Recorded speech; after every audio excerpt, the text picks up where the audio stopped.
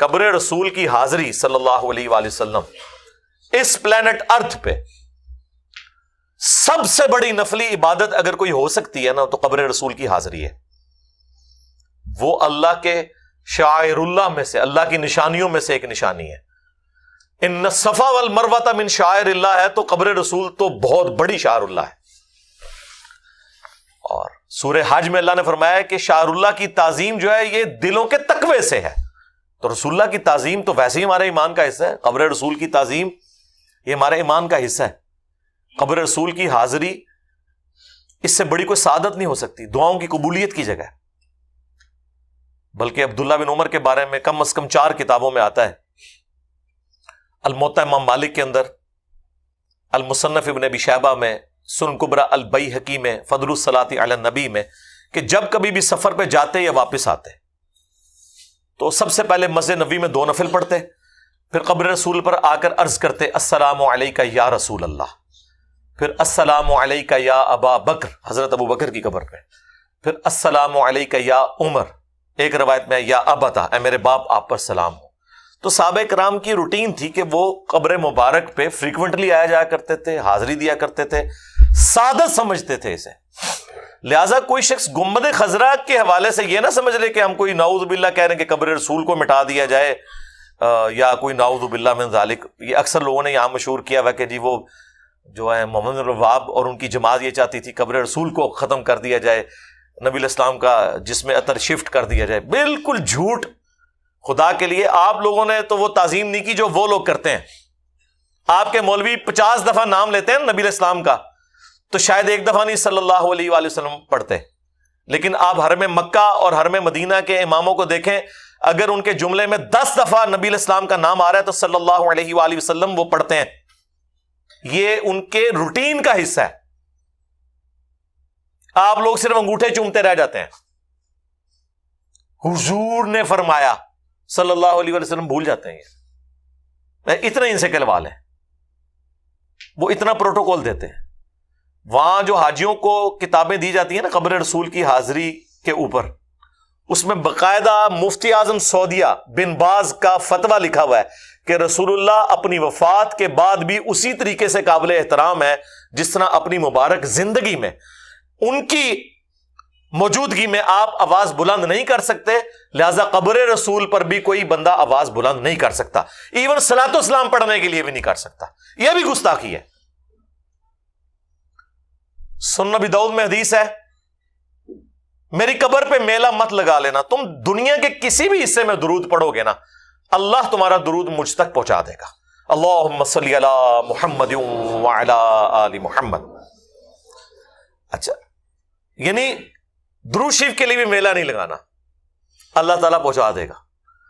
سنن نسائی میں حدیث ہے، زمین میں کچھ فرشتے سیاحت کرتے ہیں اور میرے امتیوں کا سلام مجھ تک پہنچاتے ہیں.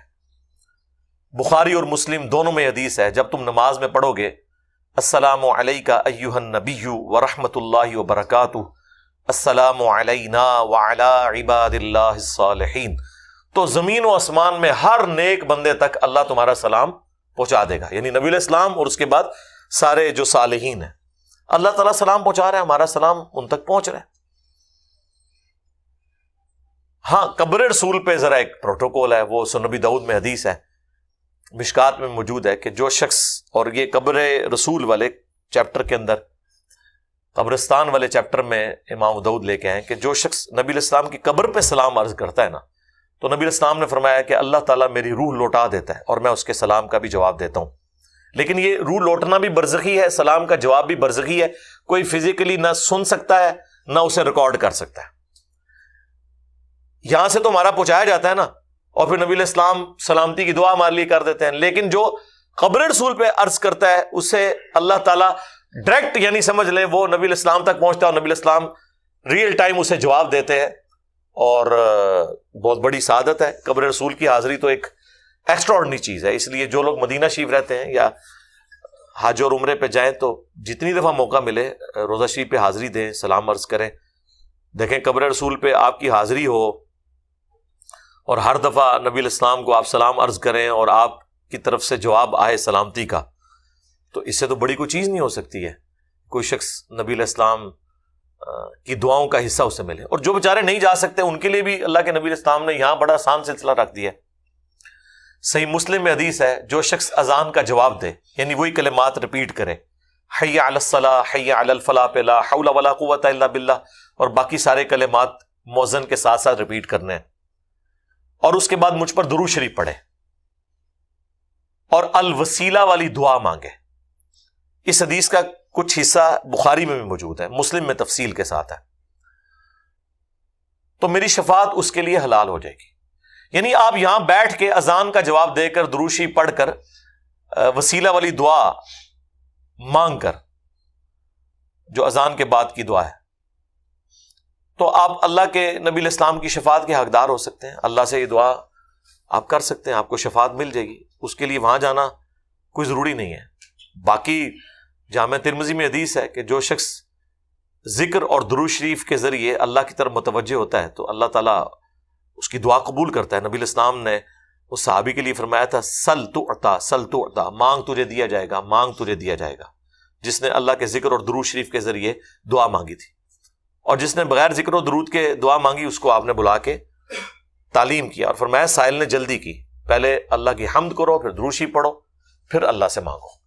اور نماز میں ہم دیکھیں پہلے اللہ کی حمد کرتے ہیں, التحیات للہ والصلوات والطیبات, پھر سلام عرض کرتے ہیں, پھر درود شریف پڑھتے ہیں, اور اس کے بعد پھر اینڈ پہ جا کے دعائیں مانگتے ہیں. بخاری مسلم کے الفاظ ہیں, جب تم درود شریف پڑھ چکو تشہد میں, اس کے بعد جو چاہو اپنے رب سے مانگو. جتنی مسنون دعائیں ہیں عربی زبان کے اندر جتنی بھی آئی ہوئی ہیں, اور ایون مسنون نہ بھی ہوں, الفاظ درست ہوں, عربی میں آپ نماز کے اندر مانگیں. دعاؤں کی قبولیت کی جگہ ہے تشہد, اور دوسرا سجدہ. صحیح مسلم میں حدیث ہے, سجدے میں انسان اپنے رب کے سب سے زیادہ قریب ہوتا ہے, لہذا سجدے میں خوب دعائیں مانگا کرو. بخاری مسلم میں حدیث ہے, نبی علیہ السلام اپنے رکوع اور سجدوں میں دعا مانگتے تھے, سبحانک اللہم ربنا وبحمدک اللہم اغفر لی. ایک تو وہ تسبیحات ہیں جو صحیح مسلم میں اور ترمذی میں آئی ہیں نا, سبحان ربی العظیم اور سبحان ربی الاعلی. ایک یہ تسبیحات بھی ہیں, سبحانک اللہم ربنا وبحمدک اللہم اغفر لی. آپ کو اینڈ پہ جو ریسرچ پیپرز ملیں گے ان میں نبی علیہ السلام کی نماز کا پورا طریقہ, اس میں یہ ساری تسبیحات لکھی ہوئی ہیں. تو دعاؤں کی قبولیت کے لیے پروٹوکول ہے اللہ کا ذکر اور درود شریف. تو یہ میں نے بات اس لیے تفصیل کے ساتھ کی تاکہ یہ ایک کلیریفیکیشن کے ساتھ باقی چیزیں بھی چلیں. یہ میلاد شریف کا مہینہ ہے, اس حوالے سے کچھ چیزیں جو بالکل جذباتی طور پہ لوگوں کے ساتھ اٹیچ ہوئی ہوئی ہیں, وہ لوگوں کو پتہ چلے کہ یہ باتیں بالکل اس طریقے سے نہیں ہیں جیسے آپ کو پریزنٹ کی گئی ہیں. اب کسی کے دماغ میں یہ بھی خیال آ سکتا ہے کہ جب آپ کہہ رہے ہیں قبر رسول کی حاضری اتنی بڑی سعادت ہے تو ہمارے بابوں کے درباروں کی بھی حاضری. نہ,